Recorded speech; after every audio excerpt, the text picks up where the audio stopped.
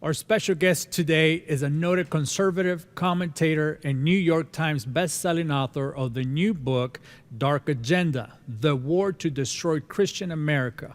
He is the founder and CEO of the David Horwitz Freedom Center in Los Angeles, a Jewish fame author who is warning that Christians are in danger. He says that we are targeted by secular leftists. He also says they want to destroy Christianity in America, and persecution against Christians is already happening.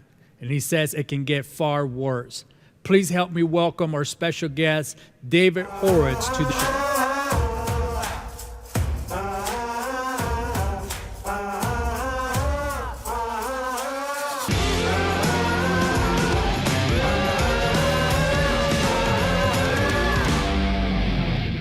David, how are you? I'm doing well. Oh, thank you so much for really making the time to be here with us, and you got a lot to say. Yeah, the central idea of this book is that America is a Christian country. I say this as a Jew and an agnostic. I'm a kind of witness from outside. 98% of the people who settled this continent and created America were Protestant Christians. Every freedom that we cherish, every principle that we hold dear, originated as an idea of Christian who are Protestants. The Protestant Reformation is the creator, really, of America. For example, one of the central principles of the Reformation was the idea of the priesthood of all believers. Before the Reformation, you could only get to heaven if you went through the Catholic Church and its priesthood as the true church. Wow. And then there were established churches, as in England, the Anglican Church, which persecuted Protestant denominations that weren't Anglican. This is a revolutionary idea, the priesthood of all believers. What it means is that each child of God faces his or her maker one-on-one, without the intermediary of a church or of a priesthood. This is a radical idea. The priesthood of all believers makes everybody equal and includes, for example, black slaves. And that's how America, led by Christians, freed the slaves and abolished slavery. Wow. Americans should not be ashamed of their slave past. We inherited slavery from the British, and of course, slavery was a normal institution for 3,000 years. But when America was created, Jefferson put into the birth certificate, all men are created equal, because that's the priesthood of all believers right there, and had a right, an inalienable right to life, liberty, and the pursuit of happiness. And I, as an agnostic, ex-leftist, when I looked at because we as leftists, we wanted inalienable rights to life, liberty, and the pursuit of happiness. But inalienable means they can't be taken away. If government gives you the rights, government can take them away. So the only way you can have an inalienable right to life, liberty, and the pursuit of happiness is if there's a God. Of course, that was an obvious idea, but a difficult one for an agnostic to embrace. And the conclusion I came to is that you have to have respect for the belief in God, and most importantly, for those who believe in God. If you want your freedoms, that's the basis of all of our freedoms, and it's the reason that the religious liberty or the freedom of conscience is the First Amendment, the most important freedom we have. Because if you can't have freedom of conscience and you can't articulate and express those views, you can't defend any of your freedom. Absolutely. And we see now, for example, the attack on Chick-fil-A, banning them from airports. That's not because they make bad chicken. That's because their charitable arms funds an organization that promotes Christian ideas. And we saw Vice President Mike Pence, who was probably the most decent man in politics, attacked by a vindictive bigot named Pete Buttigieg, who's number 3 in line for the Democratic nomination. Pence, was a true Christian when he was governor, and Buttigieg came out as revealed that he was gay. Pence reached out to him and praised him as the mayor of South Bend, which was a real political exaggeration, since South Bend, Indiana, is a mess. David, I got to ask you, the radical left. Tell me, what's the true story behind the creation of the gay liberation movement that is challenging Christians' ideals today? Well, look, there's a whole chapter in my book, Dark Agenda, The War to Destroy Christian America, about the AIDS epidemic. The gay left, you have to distinguish between gays, because just to give you an example, our ambassador to Germany, Richard Grinnell, is gay. And he and Pence actually are leading a global campaign to stop the outlawing of gays, because, as you know, in Muslim countries they can be executed just for being gay. But this chapter shows how the vocal people were all leftists. Yeah. So it's the leftist gay leadership, and they successfully destroyed the public health system for fighting epidemics, and are responsible for the death of 500,000 young, gay, healthy men. For example, Everett Koop, who was the Surgeon General at the time, he orchestrated a $100 million government campaign, not to warn people how you get AIDS, but the slogan of the campaign was AIDS is an equal opportunity virus, a complete lie. There never was an epidemic among heterosexual people. So they're very destructive to gays themselves. Explain to us why people on the left will support same-sex marriage, and they have no problem with Islam or Sharia law, which is far harsher than these issues than Christianity. They hate America. They hate America. That's the central theme of this book. As you know, I was raised by communists and was a leftist during the 60s. The left wants to destroy America. Its ideology is collectivist. Identity politics, which is now the politics of the Democratic Party, is racism. You judge people by their skin color, you judge people by their gender and by their sexual orientation.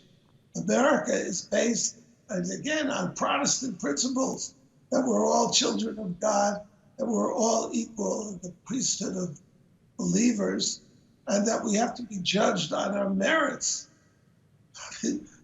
Those are Christian ideas. They hate Christians because they hate America. They hate Christians because Christians believe in free will, that God gave us free will. And that's how we lost paradise. We were expelled from the Garden of Eden, which was better than the Green New Deal, by the way. You didn't die, there was no pain in childbirth and so forth.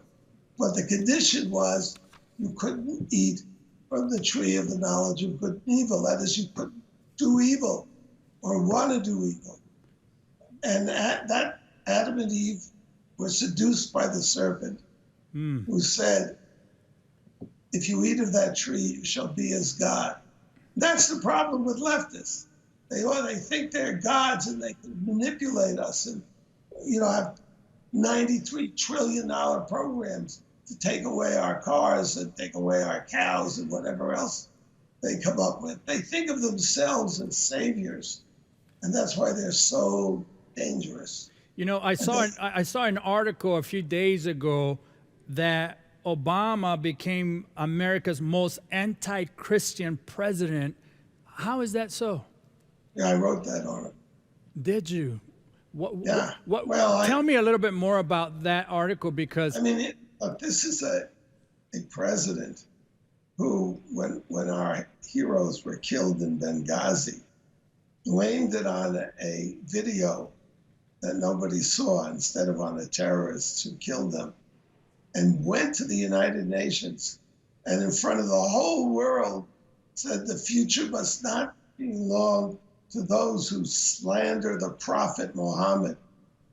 What kind of Christians would say that? What kind of American would say that? And Obama is the one who unleashed ISIS by pulling our troops out of Iraq and abandoning our base. And then when the ISIS proceeded to slaughter 200,000 Christians, he did nothing and said nothing. And that was the oldest Christian community in the world. The temple in Mosul. Mosul was a city that ISIS conquered. It had continuous Sunday sermons since the time of St. Paul. And now that's all gone, thanks to Obama and ISIS. David, so I have no respect for Barack Obama. He's a traitor. You know, Obama's leftist policies are continuing to radicalize the schools against Christians today. Where are we? Schools are run by communists, and I say that as the son of communists. I know just what I'm talking about. We lost the schools because conservatives did nothing to defend them. It began in the 70s. They got on the faculties, they got on the hiring committees, they hired only leftists. I haven't been able to speak on a college campus for 20 years without a bodyguard. Wow. And now it's pointless because you go to the campus and they have demonstrations inside your speech. So there's no intellectual exchange. It's a circus. And this is with the support of all these college administrators. They're terrible people. We have a terrorist front on our campuses. David, is that the reason why we're seeing such an impact on the interest of having socialism in the forefront of politics today? I think 95% or maybe 99% of the people who say they support socialism haven't the foggiest idea of what it is. We have a communist left. We have a caucus in the Congress of communist leftists, Cortez, Tlaib, what's her name, Omar, I could go on, Presley, Jayapal. These are pro-terrorist communists in our Congress, defended by Nancy Pelosi and the Democratic leadership. We're in really dire straits in this country. If evangelicals hadn't come out and elected Trump, we'd be over as a country. You know, we almost have to go back to the beginning. And can you explain what socialism is and why it doesn't work? Socialism, first of all, it doesn't work. When I was a leftist, I read whole libraries of socialist books. I never read one chapter of one book which told you how to create wealth. It's all about stealing it and dividing it up. Socialism is just theft. You just take it from people who've earned it and give it to people who don't want to work. That's what socialism is. But it takes away your freedom. Look, single-payer health care, which is communist health care. It puts in the hands of the government all your health information, and it gives them the power to tell you whether you can have this operation or not. They can say to you or say to me, look, David, you're 80 years old. We're not going to give you this operation that'll save your life for maybe another 10 years. I mean, it's the most basic freedom is taken away, and the whole Democratic Party supports it. That's what kind of danger we are in as a country. That's one of the questions I wanted to ask you, because is the new Democratic Socialist Party a new threat to America today? Democratic socialism is a lie. There is no democratic socialism. The only way you have democracy, look, you can see how people disagree with each other violently, actually. Yeah. So if you only have one institution, the government, and you don't have the private healthcare industry, you don't have private property, you have a totalitarian police state. Look at what Cortez has proposed. She wants to take away, under the Green New Deal, all gasoline-driven cars. How many gasoline-driven cars do you think there are in this country? 250 million? 300 million? People are attached to their cars. Losing their gasoline cars will be very costly economically.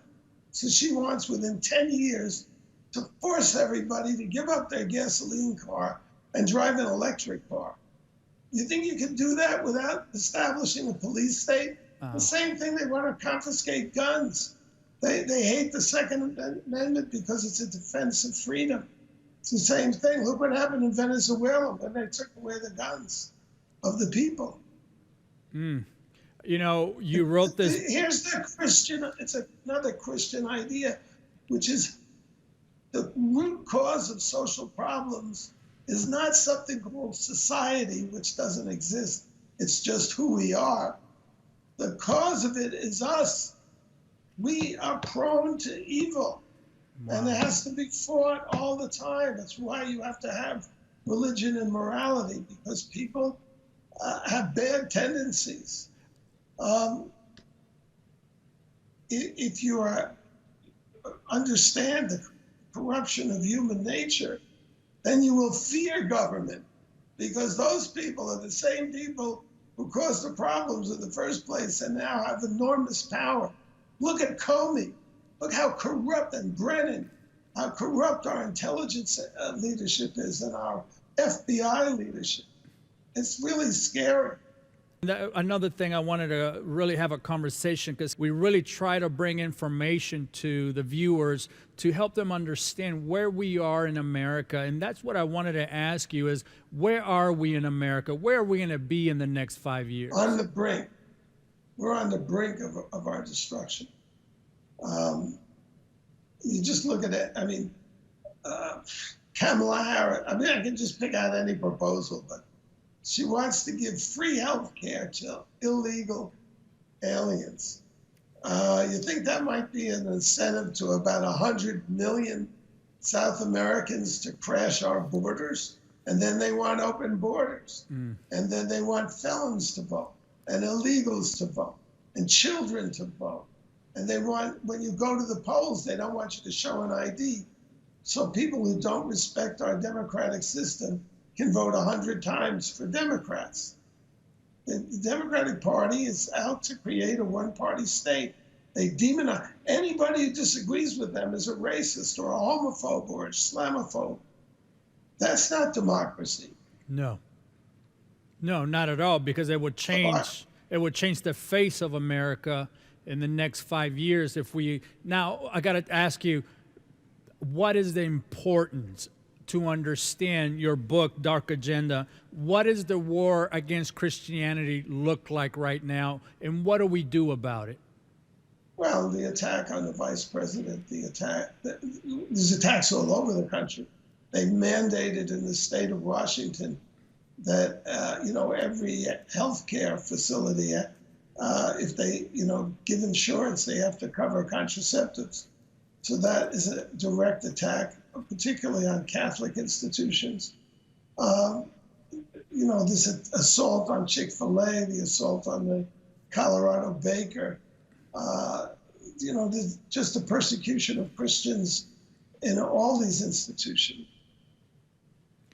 Did the fanatical liberals help create the religious right by frightening and offending religious conservatives? Yeah, first of all, I never call them liberals. They're vindictive bigots. is what they are. But in my book, I describe the Supreme Court decisions that drove religion out of the schools so that school children no longer understand where their freedoms come from. It's religious Christians that brought us freedom. And if you don't understand that, you don't understand our democracy. And Elizabeth Warren, for example, and the Democratic Party as a whole want to do away with the Electoral College because they want one person, one vote. Well, the founders didn't want that because they know about the corruption of human nature. So they knew that the majority could tyrannize the minority. And that's what the Electoral College is supposed to prevent. But the left, they think people are good. And so they want to give all the power they can to their friends to force the rest of us to be good. It's really terrible. But as my book describes, it was Roe v. Wade, an atrocious decision where they invented a right to privacy that doesn't exist. And overnight, they invaded every community in America and made abortion a fundamental right. And they run their opposition or their promotion of baby killing as a pro-choice movement. Well, that's ridiculous. Nobody is stopping women from having reproductive choice, meaning they can have children if they want them. They cannot have children if they don't want them. It's all about, you shouldn't kill children.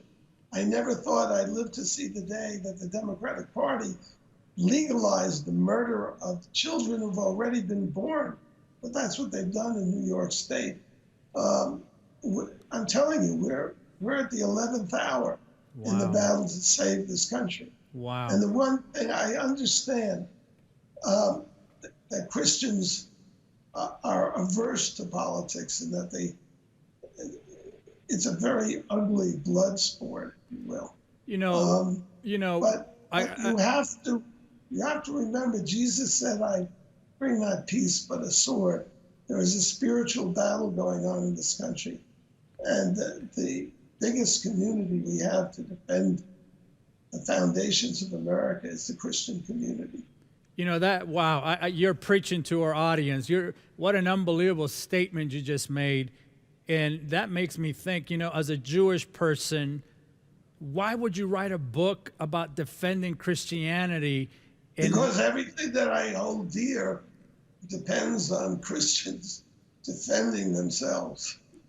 Wow. But the country is based on Christian ideas.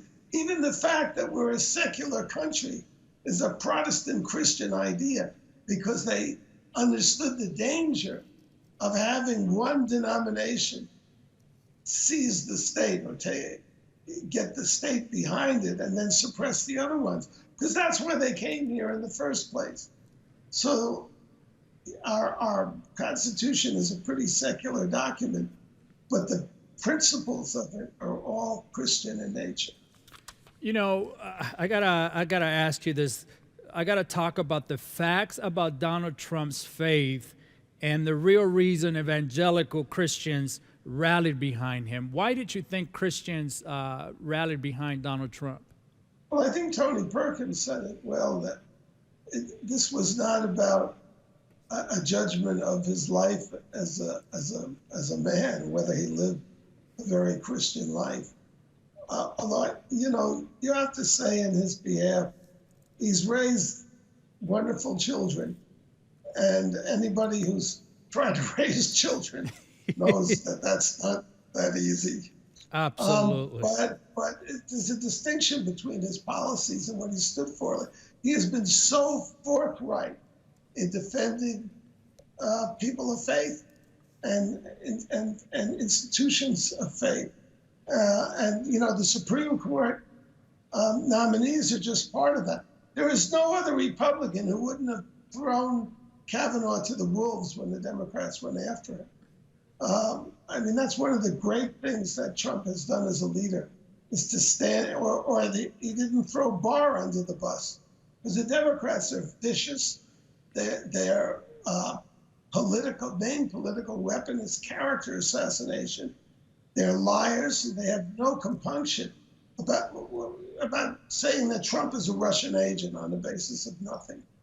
You know, And sabotaging a president, a legitimately elected president over 2 years, which has hurt us. We can't solve the Korean problem without Russia. We can't solve the Venezuelan problem without Russia. But Trump has been unable to really talk to Russia for 2 years because of the Democrat attacks. It's treasonous is what it is. what are your predicaments for the 2020 election? Where do you see America? Well, you know, I got to have faith in the American people. My head tells me the left is so powerful. They control our schools. They control our media. They control a lot of our judiciary. And, you know, they have access to people's minds in a way that conservatives don't. What we have is a courageous leader who stands up to them. And that, in my view, can be the whole difference.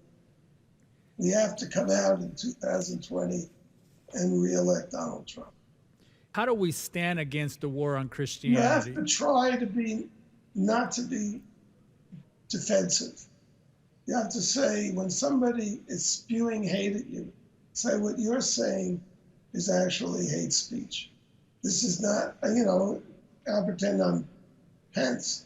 Pence reached out when Buttigieg announced that he was gay. As I said earlier, Mike Pence, who was governor of Indiana, extended a hand to him to show him he was accepted. It's Buttigieg who's the hater. And you have to say that. I mean, Christians are reluctant to embarrass their enemies. Absolutely. Don't be so reluctant. David, thank you for your time today. Dark Agenda, the War to Destroy Christian America, David Horwitz. I want you to order it today. Make sure you go and get a copy. I love this. Governor Mike Huckabee said, most compelling defense of Christianity. Thank you, David. Thank you. Have a great My day. heart is with you guys. Likewise, we miss you. David Horwitz was my special guest on this program, all the way from California via Skype. The message that David brought to us is probably one of the most important messages I'm going to bring on this program today. I want to tell you something. We have to learn to start talking about the issues that are affecting the church world today. No matter what side of politics you stand on, we have to learn to have a conversation. But at the end of the day, we have to do what Jesus said. That is to love our neighbors as we love ourselves. So no matter what goes on in politics, stay kind. Even if you agree to disagree, it doesn't hurt to be kind to one another. I gotta go, but I see you next time, and remember, keep the faith.